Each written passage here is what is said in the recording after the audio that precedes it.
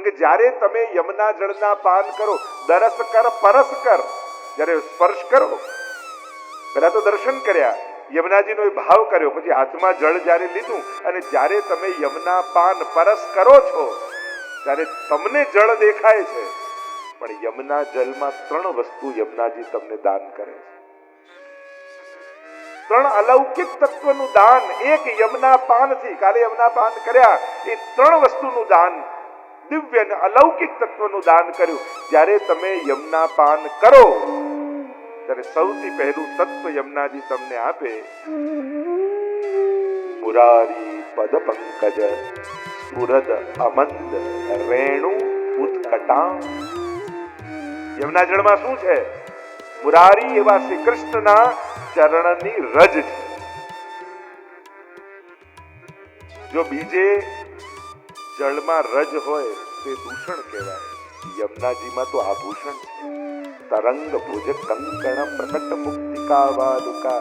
જ્યારે એમાં ચળકે ને રજ યમુના જળની લહેરોમાં, તો મહાપ્રભુજી કહે એ રજ એવી લાગે છે જાણે મોતીના કંકણ યમુનાજીએ પહેર્યા છે અને એના મોતી ચળકી રહ્યા છે. એ રજ પણ મોતી લાગે છે, શિંગાર આભૂષણ લાગે છે. તો જ્યારે યમુના પાન કરો ત્યારે યમુનાજી સૌથી પહેલા તમને પ્રભુના ચરણ રજનું પાન કરાવે. અને રજની મહિમા તો કેટલી આપણે ત્યાં ગાઈ, પ્રભુના ચરણના રજની મહિમા. કારણ કે યમુનાજી એ કેવલ જલમાં નથી, એમના તટની રજમાં પણ.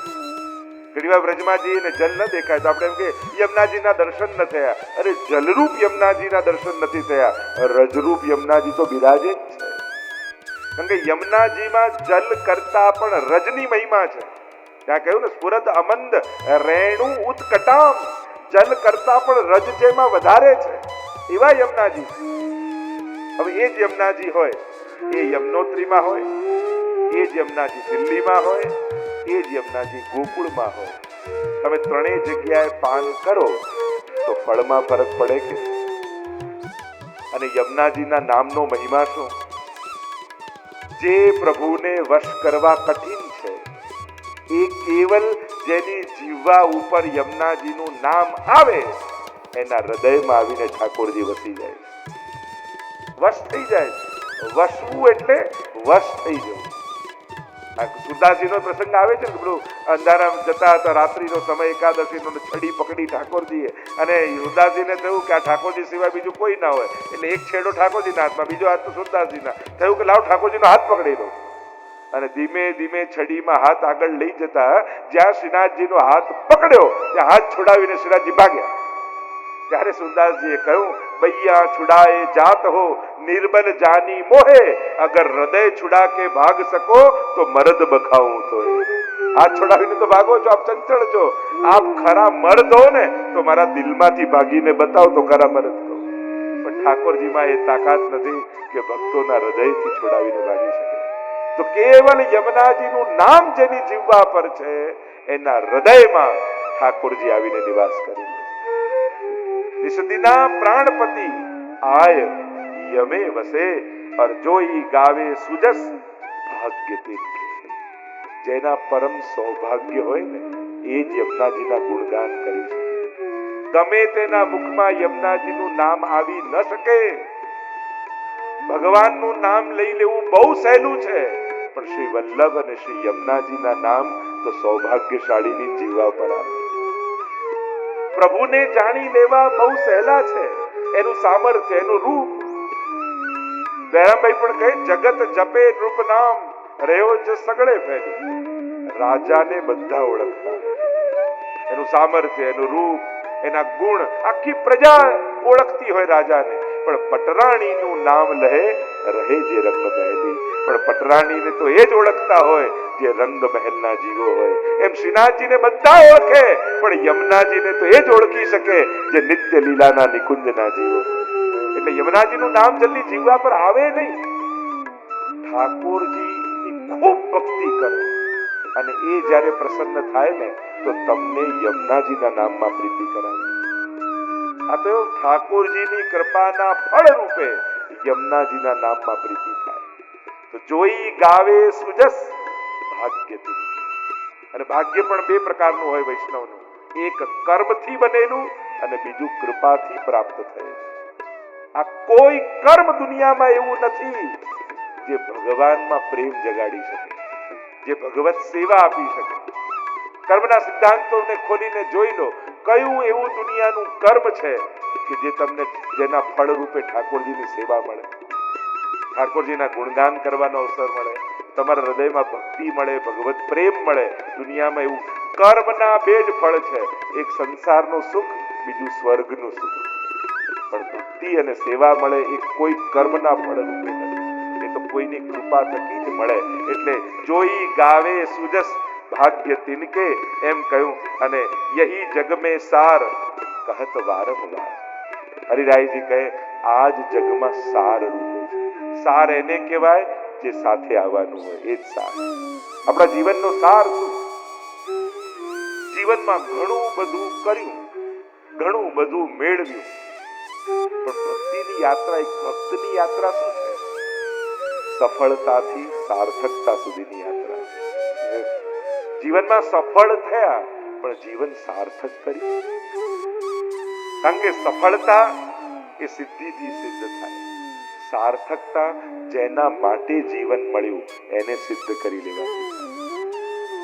સાધારણ પશુ પંખી અને બીજા જીવોને માણસના જીવનમાં બડે ભાગ માનસ તન પાવા એમ કહીએ. આ માનવ જીવન દુર્લભ છે એમ કહીએ. કેમ? શું ફરક છે? સાધારણ પશુ પંખી અને માણસના દેહમાં જીવનમાં ફરક શું? જે માણસ કરે પશુ પંખીઓ પણ કરી શકે. ફરક શેનો? તમે અહીંયા બધા બેઠા છો એનું એક મુખ્ય કારણ શું? તમે માણસ છો એટલા માટે. ગાય પણ હોત તો અંદર કોઈ આવત, પોપટ હોત, મોર હોત તો કોઈ અંદર આવત. તમે ઉત્તમ યોની જોઈ લો માણસ સિવાય. તમને કોઈ મંદિરમાં ઘૂસવા, તમને કોઈ કથામાં બેસવા, ભલે કે 33 કોટી દેવતાનો વાસ ગાયમાં છે, કથામાં આવત. માણસ અને પશુમાં ફરક શું છે? જીભ પશુ પાસે પણ છે, માણસ પાસે પણ છે. રામ પોપટ પણ બોલે છે, પણ રામ કોણ છે પોપટ જાણતો નથી.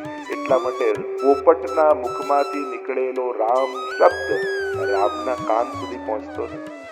પણ માણસની મહિમા એ છે, એ રામ બોલે ને તો રામ સાંભળે. અને એટલા માટે એની જીભ એને મુક્તિનું કારણ બની શકે. આંખ કોઈ પશુ પંખી પણ કદાચ ઉડતું ઉડતું મંદિરમાં જતું રહે ને ભગવાનને જોઈ લે, પણ એની પાસે એ આંખો નથી કે દર્શન કરીને મુક્તિ પામી જાય. માણસ પાસે એવી આંખો છે, કેટલા ભાવથી ભગવત દર્શન કરે કે જન્મ મરણના ચક્કરથી દર્શન માત્રથી છૂટી જાય. કાન પશુ પંખી પાસે પણ છે, પણ માણસ પાસે એવા કાન છે એનાથી કથા સાંભળી જન્મ મરણના ચક્કરથી છૂટી શકે. એટલે કે માણસની દરેક ઇન્દ્રિયો એના મુક્તિનું કારણ બની શકે એવું શરીર માણસ પાસે. એટલે સફળતા આંખ દૂરનું ચોખ્ખું જોઈ લે, આંખની સફળતા. પણ આંખ ભગવાનના દર્શન કરી લે એની સાર્થકતા કહેવાય. કાન સ્પષ્ટ કોઈનું સાંભળે એ સફળતા, પણ આ કાન કથાને સાંભળી મુક્તિ પમાવી દે એ કાનની સાર્થકતા કહેવાય. જીવવા ચોખ્ખું સ્પષ્ટ સારું બોલે સફળતા, પણ આ જીવવામાં ભગવત નામ નીકળે એની સાર્થકતા. એટલે આપણે સફળતામાંથી સાર્થકતાને સિદ્ધ કરવાનું. યેહી જગ મેં સાર. સાર એને કહેવાય જે તારવા માટે સમર્થ હોય. એવું શું ભેગું કર્યું કે જેનાથી હું તરી જાઉં? ઘણી વાર તો આપણને એમ થાય કે દુનિયા આખી જીવન મહેનત કરી, ઘસાઈ, બધું કરી, જે ભેગું કર્યું અને એ મૂકી જઈએ અને લોકો મોજ મજામાં વાપરી નાખે, તો આપણને એમ થાય કે આપણી જિંદગીની આ દશા થઈ. કારણ કે આપણા કર્મો, આપણું બિઝનેસ, આપણું કામ, ફળ શું? તો કે એનું ધન. અને એ ધન આપણા મુક્તિનું કારણ ન બની શક્યું અને લોકોની મોજ મજામાં ખર્ચાઈ ગયું, તો આપણું જીવન કોઈએ વેડફી નાખ્યું એમ કહેવાય. એની સાર્થકતા શું? તો કે જે મળ્યું એને કાંઈક મુક્તિનું કારણ બનાવ્યું. કોઈ સત્કર્મ, કોઈ સેવા, કોઈ કથા, કોઈ મંદિર, કોઈ સ્કૂલ, કોઈ ક્યાંક આપણા પરિશ્રમના ફળને સત્કર્મમાં પ્રયુક્ત કર્યું છે. અને તો જ આપણી ચતુરાઈ કહેવાય કે પ્રાપ્ત કર્યું એ આપણી મુક્તિનું કારણ બને. તમે પથ્થર બાંધીને કૂદ્યા પાણીમાં કે લાઈફ સેવિંગ જેકેટ બાંધીને કૂદ્યા, એ આપણે નક્કી કરો. ભવસાગરમાં પડ્યા તો છીએ. યહી જગ મેં સાર કહત વારંવાર. હરિરાયજી કહે વારંવાર બધા આપણને સમજાવે છે હજી પ્રભુને ભજી લે, અને હવે નહીં તો ક્યારે. કોઈ કે હમણાં બધું સેટ થાય ને ગોઠવાય ના ક્યારે. એક ખાસ કહે, કોઈ વૈષ્ણવનું ઘર ઠાકોરજી વગર ન હોવું. ભલે પુષ્ટાવતા નહીં, પ્રભુને તો પધરાવો. જેને ઘર આપ્યું છે એ જ ઘરમાં ન હોય તો એને વૈષ્ણવનું ઘર કેમ કહી શકાય? જે બે ટંક પેટ ભરીને જમાડતો હોય એના માટે ઘરમાં કટોરી મિશ્રી ન હોય તો આપણી જાતને આપણે વૈષ્ણવ કેમ કહી શકીએ? જે 24 કલાક દિવસમાં આપણને આપે છે એને અડધો કલાકે ન આપી શકીએ તો આપણી જાતને વૈષ્ણવ કેમ કહીશું? વિચાર તો કરો. એને આપણું સુખ વિચારવામાં કોઈ કમી નથી રાખી. લોકો ફરિયાદ કરે કે મેં માંગ્યું એ ન મળ્યું. સાવ ખોટી વાત. તમે માંગ્યું એ નથી મળ્યું, તમે વિચાર્યું એટલું જ ભગવાને નથી આપ્યું. તમે વિચાર્યું એ નહોતું એવું ભગવાને આપ્યું. યાદ કરો તમારે 25-30 વર્ષ 40 વર્ષ પહેલાના દિવસો. કલ્પના કરી હતી કે આવી લાઈફસ્ટાઈલ તમે જીવશો, આવા ઘરમાં, આવા ગાડીમાં, આવા સ્વજનમાં, આવા સુખ વચ્ચે તમે રહેશો? સાવ ખોટું નથી કે મેં માંગ્યું એ નથી આપ્યું.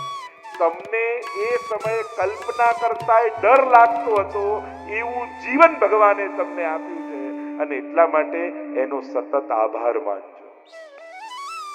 માંગવાની ને ફરિયાદની વાત તો દૂર રહી, તમે કલ્પ્યું નહોતું જીવનની શરૂઆત સમયે એવું જીવન ભગવાને નથી આપ્યું. ચિંતન તો કરો. કયા મોઢે આપણે ફરિયાદ કરી? ક્યાંક છેતરીએ છીએ આપણે આપણી જાતને. એનો આભાર માનો. કારણ એને આપ્યું ત્યારે જો આભાર નથી માન્યો તો લઈ લેશે તો કયા મોઢે ફરિયાદ કરવા જઈએ? ચિંતન તો કરો. એક કટોરી મિશ્રી ધરી એને આભાર માનજો કે પ્રભુ થેન્ક યુ. હું શું આપને, મેં તો કાંઈ સેવા કરી નથી, મેં એવું કાંઈ સત્કાર. લોકો ચતુરાઈ આપણી કેવી હોય, દુઃખ આવે ને ત્યારે આપણી હોશિયારી જો, મેં તો કાંઈ ખરાબ કર્યું નથી પછી મને આવું દુઃખ કેમ? દુઃખ આવે ત્યારે ક્યારે ભગવાન, મેં તો કાંઈ સારું આવું કર્યું નથી, આટલું સુખ મને કેમ? ક્યારે આવું ખરું સુખ થાય મેં? નહીં તો જીવનને જુઓ તો આપણે કોઈ એવા પુણ્ય કર્યા છે કે આવું સુખ ભોગવીએ? તો ભોગવીએ છે ને. દુઃખ સમયે પ્રશ્નાર્થ લઈને ભગવાન પાસે જઈએ છે. સુખ સમયે તો અધિકાર માનીએ. આ તો આપણો રાઈટ છે સુખી થવું. અને એટલા માટે હું ઘણી વાર કથામાં કહેતો, ટીવી આપે એને 10 વાર થેન્ક યુ કહીએ, આંખ આપી એને ક્યારે થેન્ક યુ નથી કહેતા. કાર આપે 100 વાર થેન્ક યુ કહીએ, હાથ પગ આપે એને ક્યારે થેન્ક યુ નથી કહેતા. જમવા બોલાવે એને થેન્ક યુ કહીને આપીએ, પણ જેને ભૂખ આપી એને ક્યારે થેન્ક યુ નથી કહેતા. જે ઘરમાં 2 દિવસ રાખે, મહેમાન બનીને જાઓ ને સારા પલંગમાં સૂતા હો તો એને 10 વાર થેન્ક યુ કહીને આપો. જેને ઊંઘ આપી એને ક્યારે થેન્ક યુ નથી કહેતા. વિચાર કરજો. જેને સારી વ્યવસ્થા આપી એનો આભાર માનો છો, તો જેને જીવન આપ્યું એનો તો ક્યારેક આભાર માનો. ક્યારેક તો એને થેન્ક યુ કહો કે પ્રભુ તારા ખૂબ ઉપકાર. વારંવાર આચાર્યો, ભગવદીઓ, વૈષ્ણવ આપણને એક વસ્તુ યાદ રાખજો, ઠાકોરજી સીધા ક્યારે નહીં, પણ ક્યાંક ને ક્યાંક કોઈની જીભ પર બેસીને ઘણી વાર કહી જાય. એ આપણી હોશિયારી જોઈએ કે હમણાં વ્યક્તિ નથી બોલ્યો, ઠાકોરજી મને કોઈ ઈશારો કરી રહ્યા. એ સમજદારી આપણી જોઈએ. નહીં તો આ મને આવું કહે નહીં, ચોક્કસ ઠાકોરજી આની જીભ પર બેસીને મને કંઈક સંકેત કરી રહ્યા છે. એ હોશિયારી આપણી હોવી જોઈએ કે સમજી જઈએ કે ભગવાન કોઈ ઈશારો કરી રહ્યો. કહત વારંવાર વારંવાર અજહુ ચેત હેત કરીને સો ये बारू की भीड़. રેતીનો ઢગલો છે આ પકડીને, આમ જેમ બ્રાહ્મણો સંકલ્પ કરાવે ને આપણને હાથમાં જળ હોય, અરે મંત્ર બોલે ત્યાં સુધી તો હાથમાં પાણી ખતમ જ થઈ ગયું હોય, ચોખ્ખા જ રહ્યા હોય. એ ક્યારે સરી જાય ખબર જ ન પડે. જીવન પણ આમ જ ન જતું રહ્યું. 40 ગયા, 50 ગયા, 60 થઈ ગયા, અંતકો થઈ ગયા, આટલા બધા થઈ ગયા, ક્યાં સમય ગયો ખબર જ ન પડી. ક્યાં જીવન સરી જાય. અને બધાનો જવાનો છે. આ વ્યવસ્થા તો બધા જ માટે સરખી જ છે. જીવનને એટલે જ કહીએ ને, મૃત્યુને મારી શકાતો નથી, મૃત્યુને કેવલ સુધારી શકાય છે. જીવનને રોકી શકાતું નથી, એનો કેવલ સદુપયોગ કરી શકાય છે. અને એટલા માટે બધું સાથે સાથે જ થાય, એક પછી એક આવું કાંઈ થતું નથી.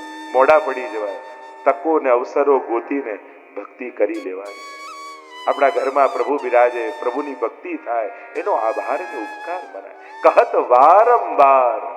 વારંવાર આપણને લોકો ચેતવે છે કે હજુ સમજી જા. અને ક્યારે કરશો? ગામના લોકો ભેગા મળીને ઘરે આવીને કહેશે કે હવે તું કર, અમે તને હેરાન નહીં કરીએ, પછી કરીશું. ક્યારે? પ્રભુએ અનુકૂળ સંજોગો આપ્યા હોય ને તો સમજી જવું કે ઠાકોરજી ઈચ્છે છે કે હવે તું કર. પ્રભુ કાંઈ ને કાંઈક એવા સંકેતો કરીને આપણને ક્યાંક ઈશારો કરતા હોય છે કે હવે તક છે, હવે મોકો છે, હવે તરી જા. કહત વારંવાર અને કયું સબન કે આધાર અને ધન નિર્ધનન કે બધાના આધાર છે. એવું પકડો જે તારવામાં સમર્થ હોય. આપણે હંમેશા એવું પકડી રાખીએ છીએ જે પોતે ડૂબતું હોય ને આપણને ડૂબાડી દે. એવું જીવનમાં શું પકડી રાખ્યું છે કે તમને ભરોસો છે? કોઈ એક મંત્ર, કોઈ એક ગુરુ, કોઈ એક ગ્રંથ, કોઈ એક સ્વરૂપ, કોઈ એક મંદિર, કોઈ એક સ્થાન, કોઈ એવી એક નાનકડી બાબત કે કોઈ તત્વ એવું પકડ્યું છે જીવનમાં કે તમને એમ લાગે કે જ્યારે જીવનમાં એવો સમય આવશે કે હવે તો બધું ખતમ, ક્યાંય કોઈ મારો સહારો નથી, અને ત્યારે એ તત્વને યાદ કરો ને પુકારો અને એ તમને ઉગારી લે. એવું કોઈ તત્વ તમારા જીવનમાં ખરું? ઘણી વાર પ્રસંગ કહેતા હોય ને કે પેલો એક ગાય જંગલમાં ચરવા ગઈ અને ગોવાળીઓ બધી ગાયોને લઈ ગયો ને પાછી લઈને આવ્યો સાંજનો ટાઈમ, એક ગાય છૂટી પડી ગઈ. અને ગાય છૂટી પડી ગઈ, રાતનો સમય થઈ ગયો, ડરવા લાગી ગાય કે હમણાં કોઈ સિંહ કે કોઈ આવશે મારી. એટલામાં એક સિંહે જોઈ ગાયને એકલી અટુલી જંગલમાં, એની પાછળ મારવા માટે દોડ્યો ને ગાય ગભરાઈને આગળ દોડે. આજે હું ગઈ અને પ્રાણ બચાવવા માટે ભાગતી એક કાદવનું ખાબોચિયું હતું, કુંડ જેવું હતું, કૂદી ગઈ દલદલમાં. અને સિંહને પણ એને મારવાની ખાવાની એટલી તત્પરતા, એ કૂદી ગયો દલદલમાં અને બંને ખૂંપાવા લાગ્યા. ગભરાય છે સિંહ, મરી જઈશું, કોઈ બચાવે. અને એને જોયું તો ગાય શાંતિથી ઊભી. અરે તને મરવાનો ડર નથી લાગતો? હું ડૂબી રહ્યો છું, તું ડૂબી રહી છે. હું આ જંગલનો રાજા, આટલો શક્તિશાળી, મને ડર ને તું નિર્ભય કેમ? ત્યારે ગાયે કહ્યું કે હું કોઈ ગોવાળિયાની ગાય છું, મારો કોઈ માલિક છે, અને હમણાં થોડી વાર જે પોતાના આંગણામાં મને જોશે નહીં ને તો મને શોધવા નીકળશે.